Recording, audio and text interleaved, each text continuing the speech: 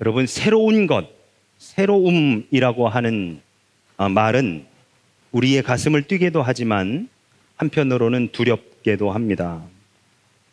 이 새로운 것 앞에 가슴이 뛴다는 것은 어떤 일이 일어날 것인지에 대한 기대감에 가슴이 벅차오르는 것을 의미하겠지만, 반대로 그 앞에 우리가 두렵다라고 하는 것은 겪어보지 못한 미래의 그 불확실성 앞에 오히려 걱정되고 하는 그 불안감이 우리에게 찾아왔기 때문이다라고 말할 수 있겠지요.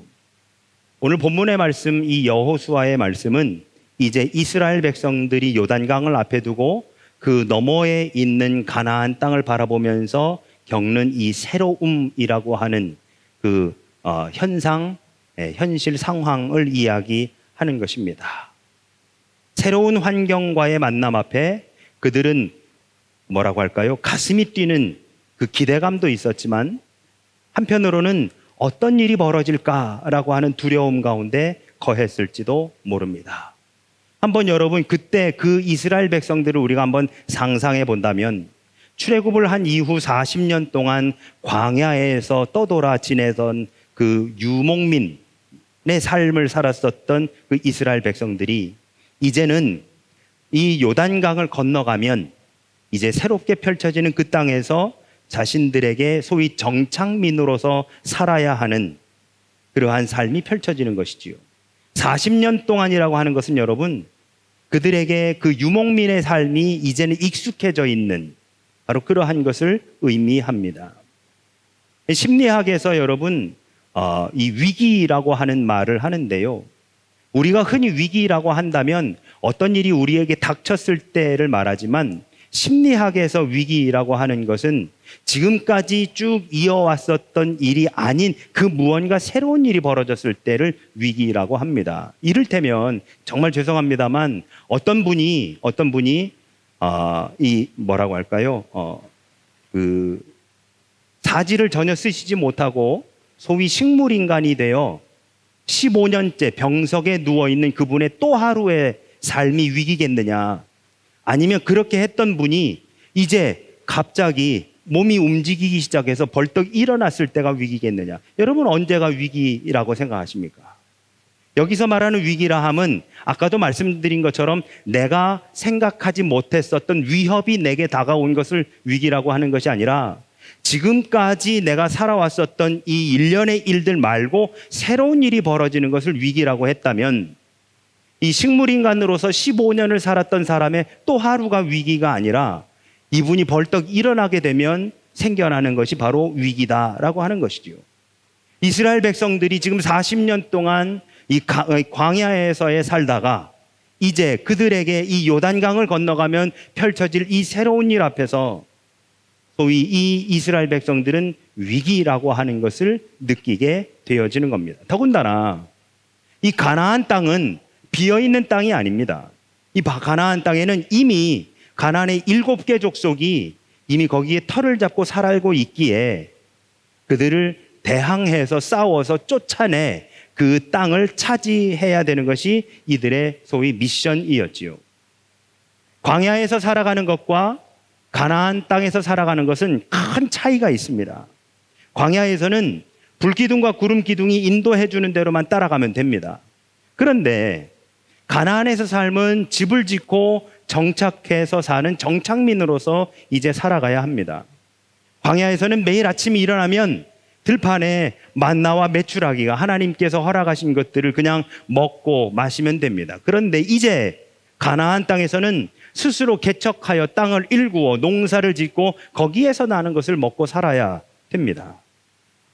지금 이스라엘 백성들 앞에 놓여 있는 이 요단강을 건너는 순간, 지금까지 이 광야에서의 삶은 마감되고 가나안에서의 새로운 삶이 시작되어집니다. 그러면 여러분, 이러한 상황에서 우리는 그 새로운 삶이 펼쳐지는 것에 대한 가슴 벅찬 그러한 기대가 먼저일까요? 아니면 어떻게? 라고 하는 두려움이 먼저일까요? 광야에서의 삶과 가나안 땅에서의 삶과 지금 다른 점을 말씀드렸지만 공통점이 하나 있습니다. 그것은 오직 믿음으로 살아가야 된다라고 하는 것입니다. 이스라엘 백성들에게 이 강을 건너는 것은 단순하게 물리적인 공간적 이동을 넘어서 완전한 새로움이었습니다. 전혀 알 수 없는 새로움을 향한 믿음의 도약이 이루어지는 것이지요. 오늘은 이 여호수아의 말씀을 가지고 요단에 들어서라 라고 하는 제목으로 우리의 신앙에 대해서 한번 생각해 보고자 합니다. 여러분, 오늘 본문은 모세의 뒤를 이어서 출애굽한 이스라엘 백성의 지도자가 된 여호수아와 그를 따르는 이스라엘 백성들의 이야기를 담고 있습니다. 아까 말씀드린 것처럼 이제 자신들 앞에 펼쳐진 이 요단강을 건너게 되면 40년 동안 살아왔었던 광야 생활을 마무리하고 이제 가나안 땅에 들어갑니다. 그런데 하나님은 그들에게 미션을 하나 주시지요. 그 가나안 땅에 들어가거든 거기에 사는 그 7개의 족속을 모두 진멸하고 그리고 그 땅을 차지하라. 그래서 모세 때에 모세는 12명의 정탐꾼을 보내어 그 땅을 정탐하게 합니다. 그 12명 중에 10명은 안 됩니다. 우리는 도저히 갈 수 없습니다. 저 사람들은 이미 다 세팅이 되어 있고 그리고 군사력도 우리에 비교할 수 없어서 우리가 저들과 싸워서 도저히 이길 수 없습니다 라고 이야기했지만, 잘 알고 있는 2명 여호수아와 갈렙만은 할 수 있습니다. 아니, 해야 합니다. 하나님이 우리에게 맡기셨기 때문에 우리가 해야 합니다. 우리 하나님께서 우리 손에 주셨습니다.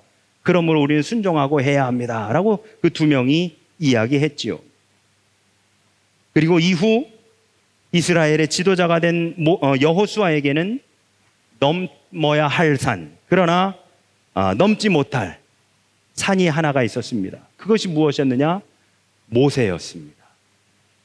모세를 통해서 역사하셨던 바로 그 하나님께서 자신과도 함께 하고 계심을, 그리고 모세를 따르던 이스라엘 백성들이 자신도 따라야 한 이 큰 과제를 여호수아는 안고 있었던 것이지요. 이에 신명기 34장에 모세가 죽기 전에 여호수아에게 안수하는 장면을 우리가 보게 되어지고요. 또한 여호수아 1장에 보면 하나님께서 여호수아에게 직접 말씀하고 계시는 장면이 등장하는데요. 1장 5절은 이렇게 말씀합니다. 내가 모세와 함께 있던 것 같이 너희와 함께 있을 것임이라. 내가 너를 떠나지 아니하며 버리지 아니하리라. 그리고 오늘 본문 7절에서는 내가 모세와 함께 있었던 것 같이 너와 함께 있는 것을 그들이 알게 하리라 하고 그렇게 말씀해 주고 계십니다.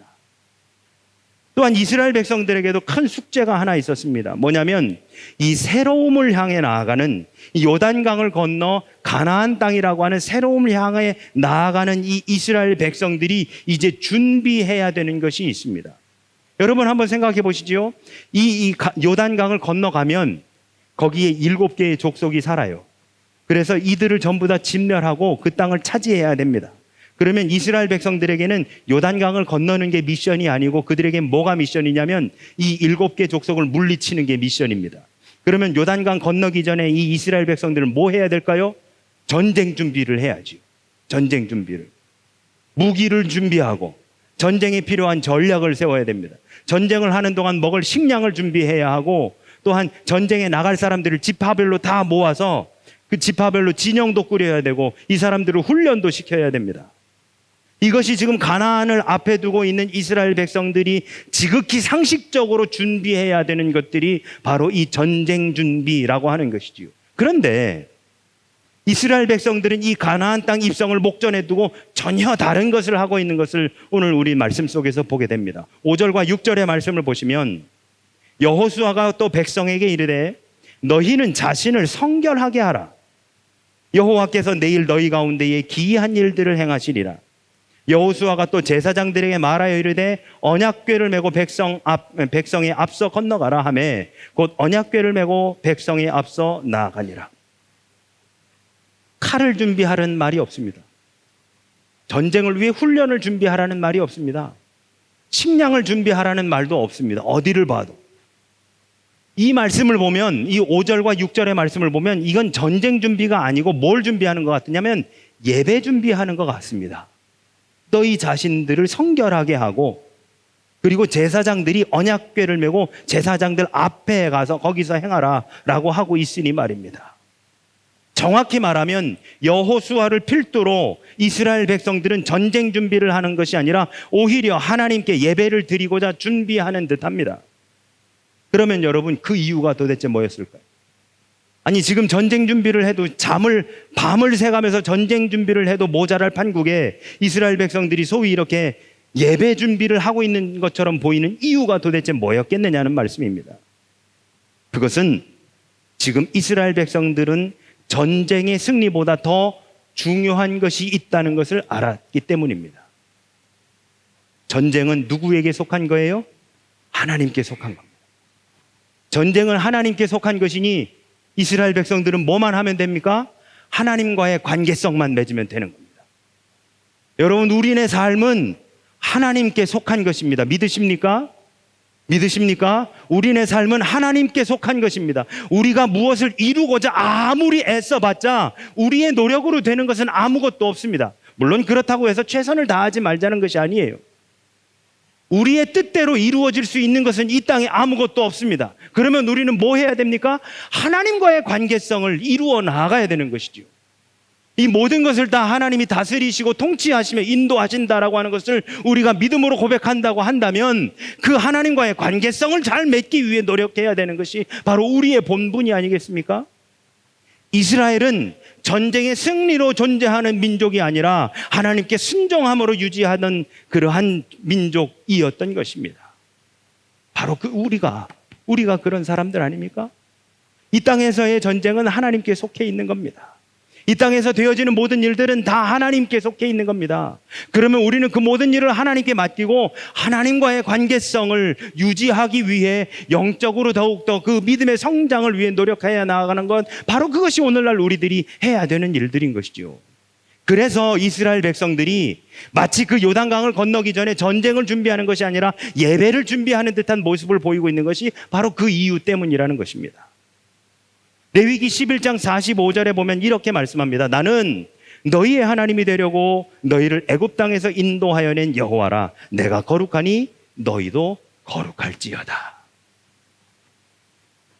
하나님께서 가나안으로 들어가라고 하신 순간 이스라엘은 이미 이긴 겁니다. 이 전쟁을 하기도 전에, 이 전쟁이 시작도 하지 않았음에도 불구하고 하나님께서 너희가 가나안 땅으로 가라라고 하셨을 때 이 전쟁은 이미 승리한 겁니다. 아니, 어쩌면 애굽 땅에서 나온 것 자체부터가 이미 승리해 놓고 시작하고 있는 것이지요. 이스라엘 백성들은 하나님께서 이미 승리를 주셨다라고 하는 것을 믿고 있었습니다.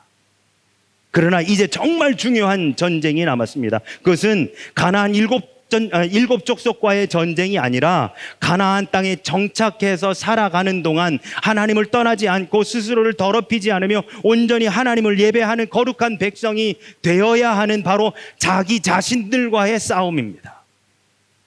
하나님을 향한 그 믿음이 변질되지 않고 온전하게 끝까지 갈 수 있도록 하기 위한 자기 자신과의 전쟁이 남아있는 것이지요. 그래서 백성은 전쟁에 앞서 자신을 성결하게 하였고 진영의 맨 선두에 가장 최정의 용사들이 아니라 언약궤를 맨 제사장들을 제일 앞에 선두에 서게 했습니다. 이스라엘 백성이 지금 맞이해야 할 전쟁은 칼과 창 그리고 군사력으로 하는 전쟁이 아니라 바로 하나님의 이름으로 감당해야 하는 거룩한 전쟁이었던 것이지요. 이 전쟁은 여호수아나 이스라엘 백성들이 하는 것이 아니라 바로 하나님이 하시는 것입니다. 전쟁은 하나님께 속한 것이니라. 나아가 이 거룩한 전쟁에서 승리하는 비결은 본질적으로 백성들의 경건함과 백성들의 정결함에 있지 않습니다. 이스라엘이 아무리 거룩하게 한다 한들 그것으로 전쟁의 승리를 가져올 수 없습니다. 이 전쟁의 승리는 오직 거룩하신 하나님 앞에 하나님의 앞서가심. 그래서 11절은 이렇게 말씀합니다. 보라, 온 땅에 주의 언약궤가 너희 앞에서 요단을 건너간다. 하나님을 상징하는 이 언약궤가 이스라엘 백성들이 제일 앞에서 요단을 건너가신다라고 하는 것이지요. 여러분, 우리는 출애굽하는 과정에서 이 두 번의 도하를 경험합니다. 첫 번째는 홍해바다를 건너가는 도하이고, 두 번째는 오늘 본문의 말씀에 요단을 건너는 도하이지요. 먼저 홍해바다의 사건을 보면 하나님께서 앞으로 어떤 일이 펼쳐질지를 미리 말씀해 주십니다. 출애굽기 14장 15절 이하의 말씀을 보면 먼저 모세에게 내 손에 들고 있는 지팡이를 홍해바다에 내리치라. 그럼 내가 홍해를 갈라줄 것이고 마른 땅이 드러날 것이며 그 길을 너희가 건너가라 하고 그렇게 말씀하고 계십니다. 그런데 두 번째 도하인 오늘의 본문의 말씀을 보면 조금 다릅니다. 오늘 본문에 의하면 홍해를 가를 때에 모세가 손에 들고 있었던 그 지팡이가 여호수아의 손에는 들려있지 않습니다. 무슨 말이냐? 물리적인 지팡이가 문제가 아니라 그 물을 내리칠 그 무언가가 아무것도 없다는 거예요. 두 번째, 홍해를 가를 때 하나님은 당신께서 어떻게 하실지, 그리고 어떤 일이 벌어질지, 그 상황에서 어떻게 해야 하는지를 먼저 다 말씀해 주시고 그리고 일을 펼치십니다. 그런데 요단에서 하나님은 여호수아에게 그렇게 자세하게 말씀하지 않으십니다. 8절의 말씀을 보시면 이렇게만 말씀합니다. 너는 언약궤를 맨 제사장들에게 명령하여 이르기를 너희가 요단 물가에 이르거든 요단에 들어서라 하라. 이 말씀만 해주십니다. 요단에 들어서라. 언약궤를 맨 제사장들이, 여호와의 언약궤를 맨 제사장들이 제일 앞에 서서 이스라엘 백성들을 인도합니다. 그리고 요단에 이르렀을 때 홍해는 먼저 갈라진 후 마른 땅이 드러나면 그제서 그 바다를, 홍해 바다를 건너가라 라고 말씀하셨건만, 요단은 뭐냐? 너희가 발을 디디면 그러면 갈라질 것이다 라고 하는 것이죠. 요단은 첫걸음을 떼면, 들어서면, 그 요단 강물에 너희들의 발을 디디면 그제서야 요단을 갈라지게 할 것이다 라고 하는 겁니다. 13절은 이렇게 표현합니다. 온 땅에 주 여호와의 궤를 맨 제사장들의 발바닥이 요단물을 밟고 멈추면 요단물 곧 위에서부터 흘러내리던 물이 끊어지고 한 곳에 쌓여 서리라. 물이 흐르다가 멈춰 선다는 거예요. 그래서 여기에서 쌓인다는 거죠. 물이 쌓인다는, 물이 끊어져 버린다.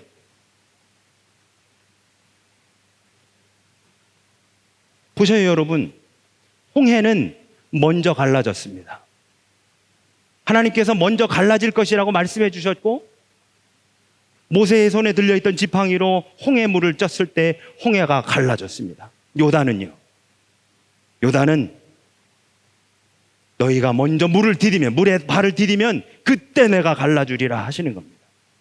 열어주시면 그냥 건너가는 것이 아닙니다. 발을 디뎌야 열어주시겠다는 것. 그러면 그제서 건너갈 수 있는 것이 요단이 됩니다. 홍해는 먼저 열어주셨건만 요단은 먼저 발을 디디면 열어주신다라고 하는 것입니다. 홍해는 하나님께서 앞서 행해 주셨음을 보여주셨건만 요단 때는 우리가 믿음으로 먼저 순종해야 그 일이 벌어진다라고 하는 것으로 두 개가 큰 차이가 있음을 보게 됩니다. 여기에 문제가 하나 더 있습니다.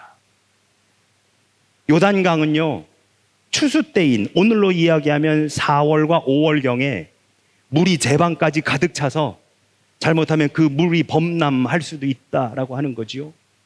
그러니까 4월과 5월경에는 요단강 근처에 있는 사람들이 안 간다는 거예요. 오늘날처럼 이렇게 건설이 좋아가지고 제방을 쌓는 게 아닙니다. 흙들이 모여가지고 퇴적이 돼서 그냥 자연 제방이 되어 있는 거예요. 이게 언제 무너질지 어떻게 무너질지는 아무도 모르는 상황이 됩니다. 4월과 5월이 되면 물이 차올라서 이게 언제 범람할지 모르는에도 불구하고 요단으로 가라라고 지금 명령하시는 겁니다. 그리고 그 요단에 발을 디디라. 15절의 말씀을 보시면 요단이 곡식 거둘 시기에는 항상 언덕에 넘치더라 라고 하십니다. 설상가상입니다. 그냥 두고 그냥 있을 때에도 먼저 발을 내디디면 갈라진다, 이것에 대해 순종하기 어려운데, 안 그래도 물이 넘쳐 범람하기 쉬운 그곳에 가서 거기에서 먼저 발을 내디뎌라? 평상시 수위만 되더라도 먼저 발을 디딜까 말까를 고민할 텐데, 그것도 일반 백성이 맨몸으로 발을 디디는 것도 아니고 이 백성들의 대표격인 제사장들이 맨몸도 아닌 언약궤를 메고 그리고 백성들이 다 보는 앞에서 요단 강물은 흘러 넘칠 그 범람의 위기에 있는 그 요단 강물에 발을 내디디라고 한다는 것, 그래야 열린다라고 말씀하고 계신다라고 하는 것이죠. 이에 여호수아와 백성의 제사장들이 하나님의 말씀에 온전히 순종합니다. 여호와의 언약궤를 메고 요단강에 발을 담그게 됩니다. 그리고 이내 요단물이 멈추었음을 오늘 우리는 말씀을 통해서 보게 됩니다. 15절과 16절의 말씀입니다. 궤를 맨 제사장들의 발이 물가에 잠기자 곧 위에서부터 흘러내리던 물이 그쳐서 사르단에 가까운 매우 멀리 있는 아담성읍 변두리에 일어나 한 곳에 쌓이고 아라바 바다의 여매로 향하여 흘러가는 물은 온전히 끊어짐에 백성이 여리고 앞으로 바로 건넜다라고 성경은 말하고 있습니다. 여러분, 모세에게 홍해의 사건이 있었다면 여호수아에게는 이 요단의 사건이 있었습니다. 근데 여러분, 이런 초자연적인 기적 이야기는 그 자체가 목적이 아닙니다. 오늘 본문 7절의 말씀을 보시죠. 하나님은 여호수아에게 뭐라고 하셨냐면 너와 함께 있는 것을 그들이 알게 하리라. 여러분, 이 초자연적인 일이 일어나는 것은 그 초자연적인 일 자체가 목적이 아니라 그것을 통해 하나님이 무언가를 하고자 하신다라고 하는 것인데, 무엇이냐? 너와 함께 하고 있다는 사실, 내가 너와 함께 하고 있다는 것을 사람들에게 알게 하려 함이라 라고 한다는 것이지요. 고대 이스라엘 백성들이 표적을 구한 이유도 그들이 표적 자체에 호기심이 많아서라기보다는 하나님이 이스라엘 백성들과 함께 하고 계신다는 사실을 확인하고 그 사실을 주변 종족들에게 알리기 위한 것입니다. 오늘날 이 말씀을 읽는 우리들도 마찬가지이지요. 여러분, 혹시 그거 아십니까? 홍해가 갈라지거나 요단강이 멈추는 이러한 사건처럼 기적적으로 보이는 일들, 초자연적인 그러한 기적들이 우리의 삶에서 결정적인 변화를 결코 가져오지 않는다는 것입니다. 특히 믿음의 성장을 가져오지 않는다는 거예요. 이스라엘 역사에서 우리는 이것을 확인할 수 있습니다. 성경이 보여주는 이스라엘 역사 속에서는 하나님의 표적과 기사가 끊이지 않습니다. 초자연적인 일들이 무궁무진하게 이스라엘 역사 속에서 일어났습니다. 그런데 이스라엘 사람들은 어떻게 했습니까? 여러분, 홍해를 건넌 직후에 그 물이 갈라져 마른 땅이 드러난 거기를 건넌 직후에 이스라엘 백성들은 하나님을 찬양했었습니다. 그런데 얼마가 지나고 난 후 또다시 불평과 불만과 원망이 섞인 이야기들이 계속해서 이스라엘 백성들 안에서 나옵니다. 믿음의 성장이 따라오지 않아요. 초자연적인 일을 통해서 우리의 믿음은 성장하지 않습니다. 요단강을 건너 가나안 땅에 들어가 처음 대결한 여리고성 앞에서 6일 동안 한 바퀴씩 돌고 7일째에는 7바퀴를 돈 다음에 모두가 다 소리를 지르고 나팔을 불어 그 어마어마한 여리고성이 와르르 무너지는 초자연적인 경험을 했음에도 불구하고 이 이스라엘 백성들은 가나안 땅에 들어가 결국 그들의 토속적인 종교였었던 그 바알신을 섬기는 모습을 우리는 성경을 통해서 보게 되어집니다. 하나님의 기적을 아무리 많이 경험해도 그것으로 바른 신앙 안에 들어서지 못하고 그것으로 우리의 신앙이 성장하지 않습니다, 여러분.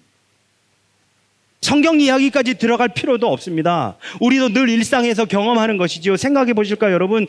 기적적인 것으로 우리가 돈을 많이 번다고 생각해 보시죠. 정말 기적이라고 불러도 좋을 만큼 우리가 돈을 많이 벌거나 우리의 이름이 떨쳐진다거나 명성이 드높여지거나 우리가 명예를 얻거나 권력을 잡는다고 생각해 보십시오. 우리가 그러면 믿음이 좋아질까요? 천만에요.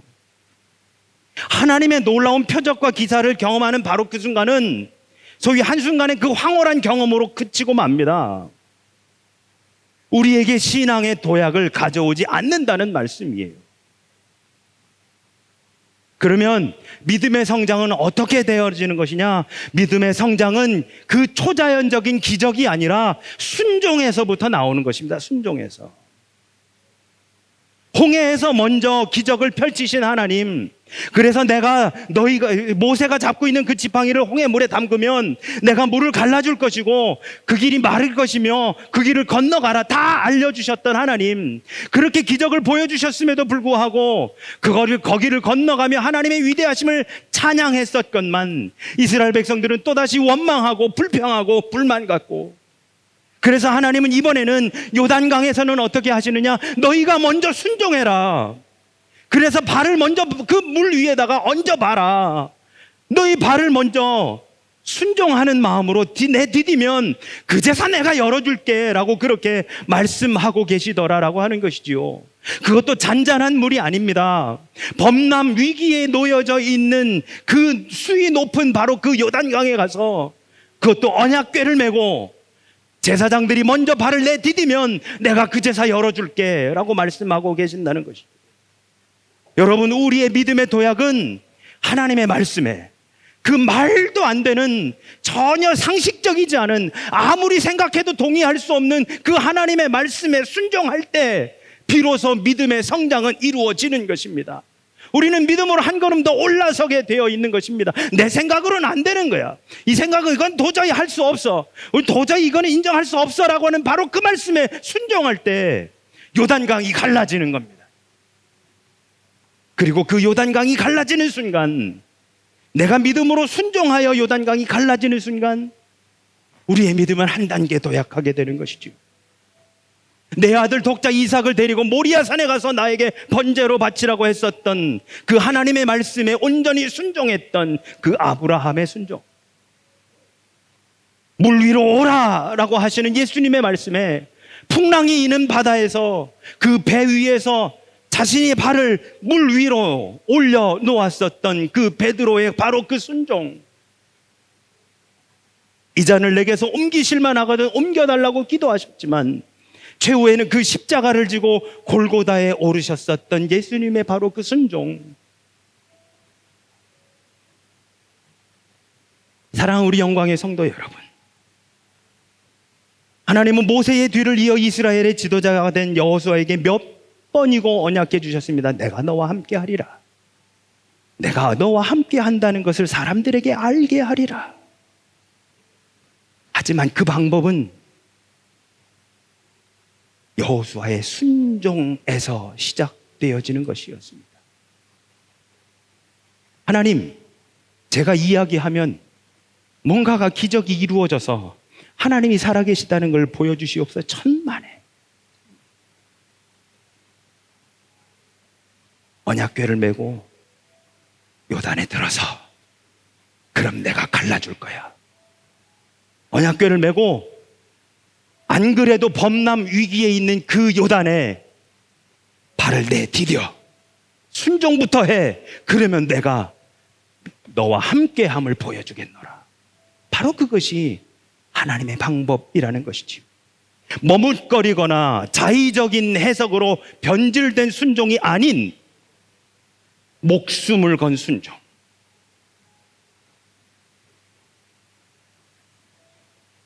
여호수아는 하나님께서 함께 하심을 경험할 수 있었습니다. 요단에 들어서라. 하나님의 이 명령 앞에, 우리 앞에 놓여져 있는 그 요단, 말도 안 되는, 도저히 상식적이지 않은, 도저히 할 수 없는 바로 그 요단에 내 발을 담가라 라고 하신 바로 그 하나님의 말씀에 온전히 순종함으로 하나님의 살아계심을 경험하며 나아가시는 저와 우리 모두가 되시기를 예수 그리스도 이름으로 축원합니다. 아멘.